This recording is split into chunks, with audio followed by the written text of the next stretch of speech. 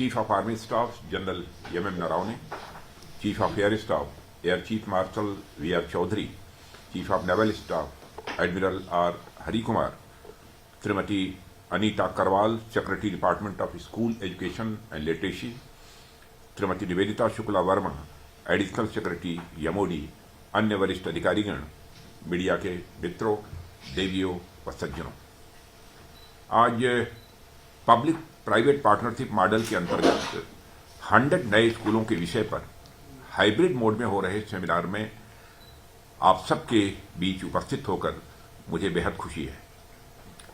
रक्षा और शिक्षा का यह संगम राष्ट्रीय निर्माण की यात्रा में अपनी अहम भूमिका निभाएगा, ऐसा मेरा विश्वास है।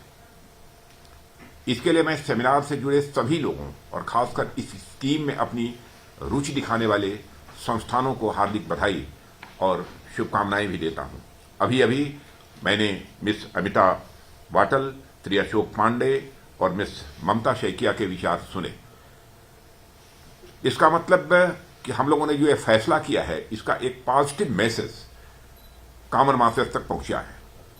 साथियों, हमारे राष्ट्र के समग्र विकास के लिए, देश की बुनियादी तालीम की क्वालिटी को बेहतर बनाने के लिए सरकार ने पिछले 6-7 सालों में जो महत्वपूर्ण प्रयास किए हैं, 100 नए सैनिक स्कूलों की घोषणा उनमें से एक है।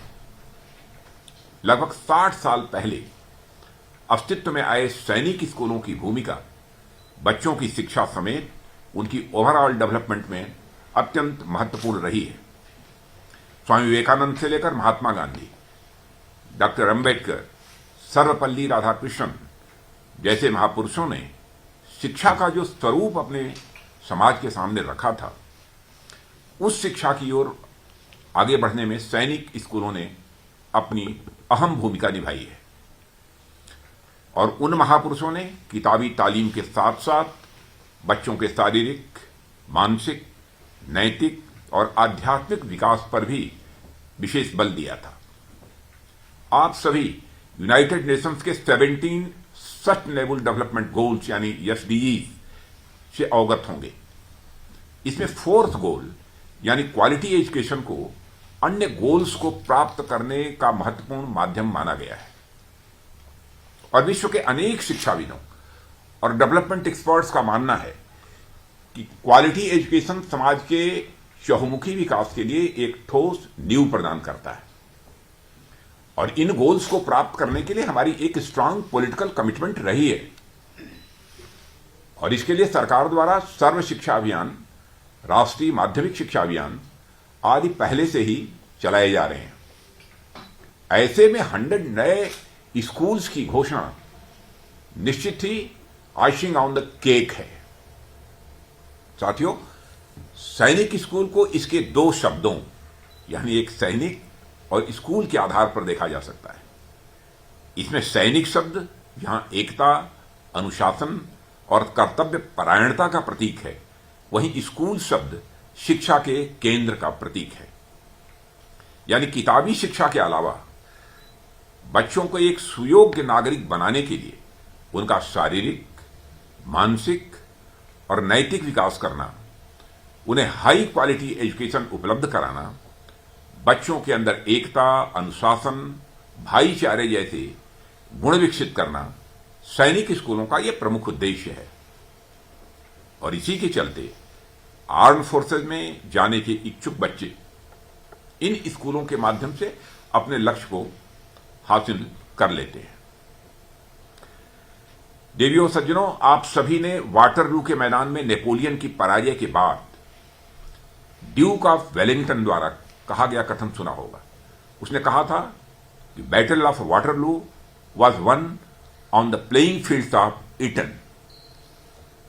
यहां ईटन ब्रिटिश एजुकेशनल इंस्टीट्यूट का प्रतीक है। इससे बच्चों के मजबूत बेस के निर्माण में स्कूलिंग की भूमिका का पता चलता है। और आप लोगों को यह जानकर अच्छा लगेगा कि इन स्कूलों ने हमारी आर्म फोर्सेस में अब तक 7,000 से अधिक ऑफिसर्स की भर्ती में अपना कंट्रीब्यूशन किया है। न केवल सैन्य अधिकारी बल्कि इन स्कूलों से निकले कई बच्चों ने अनेक क्षेत्रों में अपना नाम शीर्ष पर ले जाने में भी कामयाबी हासिल की है। आप सभी नेफुरियो, जो प्रेजेंट इस समय चीफ मिनिस्टर हैं नागालैंड के, जनरल दीपक कपूर, जनरल दलवीर सिंह सुहाग और आरबीआई के पूर्व गवर्नर डी सुब्बा राव और राकेश रोशन जैसी हस्तियों के बारे में निश्चित रूप से अवगत होंगे। इन सभी की परवरिश सैनिक स्कूलों में हुई थी और इन्होंने अपने अपने क्षेत्रों में कामयाबी की बुलंदियां भी हासिल की हैं। सैनिक स्कूल जहां बच्चों के विकास में इतनी भूमिका निभा रहे हैं, वहां हमारी आधी आबादी यानी गर्ल्स को इनसे दूर रखना कहां तक सही होता। ऐसे में सरकार ने सैनिक स्कूलों में भी गर्ल्स के एडमिशन का रास्ता साफ कर दिया है और 100 नए स्कूल्स के आने के बाद देश की बेटियों की भागीदारी भी निश्चित रूप से बढ़ेगी। एक तरफ आर्म्ड फोर्सेज में महिलाएं परमानेंट कमीशन ले रही हैं, तो वहीं दूसरी ओर इस कदम से बड़ी संख्या में उनका मजबूत आधार भी तैयार होगा।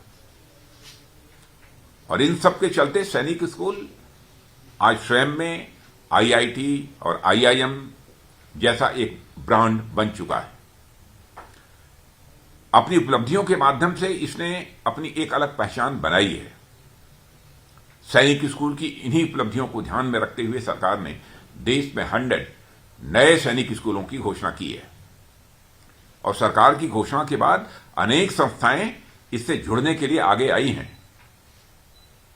और साथियों, आज हमारा देश प्रत्येक क्षेत्र में आत्मनिर्भरता की राह में तेजी से आगे बढ़ रहा है। पब्लिक और प्राइवेट सेक्टर के तालमेल से हेल्थ, कम्युनिकेशन, इंडस्ट्री, ट्रांसपोर्ट और डिफेंस जैसे सेक्टर्स में नई ऊंचाइयां हासिल कर रहा है।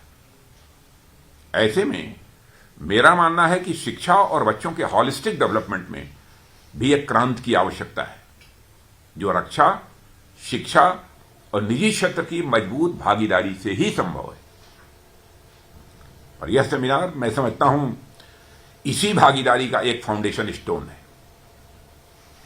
साथियों, हमारी सरकार का यह हमेशा प्रयास रहा है कि देश के किशोर और युवा अपनी ओवरऑल डेवलपमेंट सुनिश्चित करते हुए अपनी आशाओं आकांक्षाओं के अनुरूप जीवन में आगे बढ़ सकें।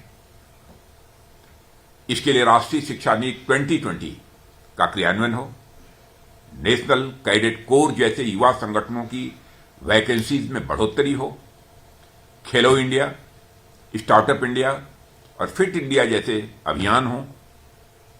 और हमारे माननीय प्रधानमंत्री जी ने अनेक ऐसे अवसर और प्लेटफॉर्म उपलब्ध कराए हैं जिनके माध्यम से हमारे किशोर और युवा अपने जीवन को समग्रता में विकसित कर आगे बढ़ सकते हैं। साथियों, आज जब सैनिक स्कूलों के विस्तार की ओर हम अपना एक और कदम आगे बढ़ा रहे हैं, तो मैं आश्वस्त हूं कि यह कदम माननीय प्रधानमंत्री जी समेत अनेक महापुरुषों के सपनों को साकार करने की दिशा में एक बहुत ही अहम साबित होगा। और साथियों, आजादी के बाद से लेकर अब तक हमने कई क्षेत्रों में महत्वपूर्ण प्रगति की है और अभी भी हमें बहुत कुछ करना शेष है। इनमें एजुकेशन को मैं ऐसा की सेक्टर मानता हूं जो बाकी क्षेत्रों में हमारे विकास के लिए उत्तरदायी है। और इस सेक्टर में हमारे देश ने जो भी प्रोग्रेस की है, उसके पीछे मैं निजी क्षेत्रों के इन्वॉल्वमेंट को अत्यंत महत्वपूर्ण मानता हूं। निजी क्षेत्रों का एक मेजर कंट्रीब्यूशन है इस दृष्टि से, पर मुझे लगता है हमें इसे और भी आगे बढ़ाने की जरूरत है।